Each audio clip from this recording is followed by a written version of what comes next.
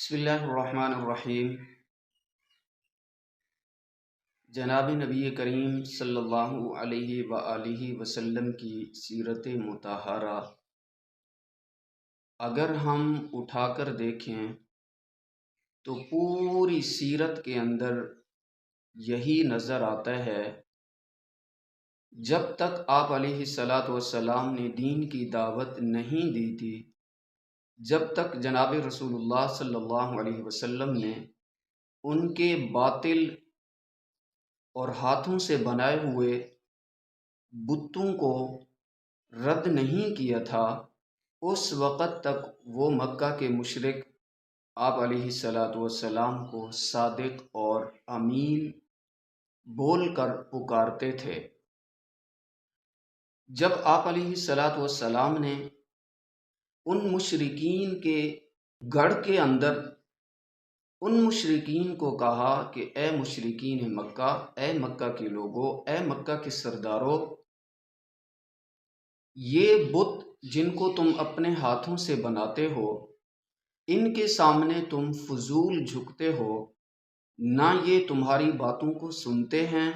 اور نہ ہی تمہاری حاجات کو یہ پورا کرنے کی صلاحیت رکھتے ہیں۔ جب آپ علیہ الصلاۃ والسلام نے یہ کہنا شروع کیا تو وہی مکہ کے لوگ آپ علیہ الصلاۃ والسلام کو بدنام کرنے کے لیے،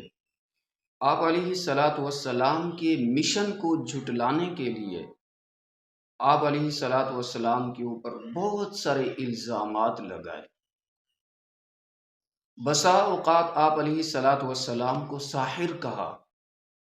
بسا اوقات آپ علیہ الصلاۃ والسلام کو مجنون کہا گیا، بسا اوقات آپ علیہ الصلاۃ والسلام کو نعوذ باللہ یہ کہنا شروع کر دیا کہ اس کا دماغ ٹھکانے پر نہیں ہے۔ غرض کوئی ایسا الزام نہیں تھا جو آپ علیہ الصلاۃ والسلام کے اوپر نہ لگایا گیا ہو۔ ان سارے الزامات لگانے کی ایک ہی وجہ نظر آتی ہے، وہ وجہ یہ ہے کہ ان الزامات کی وجہ سے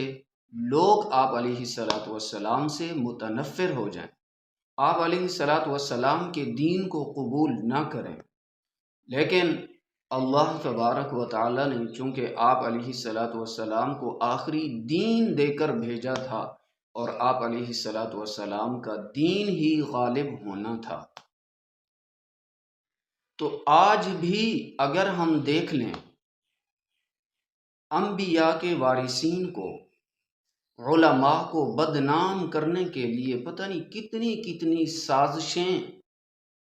کی جا رہی ہیں۔ یہ ابھی حال ہی میں لاہور کے اندر ایک ہوٹل پر ایک عورت جس نے لباس پہنا ہوا تھا اور اس لباس کے اوپر عربی الفاظ لکھے ہوئے تھے، تو عام لوگوں نے دیکھ کر یہ سمجھ لیا کہ یہ لباس کے اوپر نعوذ باللہ ثم نعوذ باللہ قرآن مجید کی آیات لکھی ہوئی ہیں۔ تو یہ معاملہ جب پولیس کے ہاں جاتا ہے، اس عورت کو گرفتار کیا جاتا ہے، تو بعد کے اندر یہ وضاحت سامنے آتی ہے کہ بھائی یہ قرآنی آیات نہیں لکھی ہوئی بلکہ یہ عربی رسم الخط ہے۔ یہ معاملہ ختم ہو جاتا ہے، رفع دفع ہو گیا۔ لیکن اب علماء کے خلاف نوجوان نسل کے ذہنوں کو بھرنے والے لوگوں نے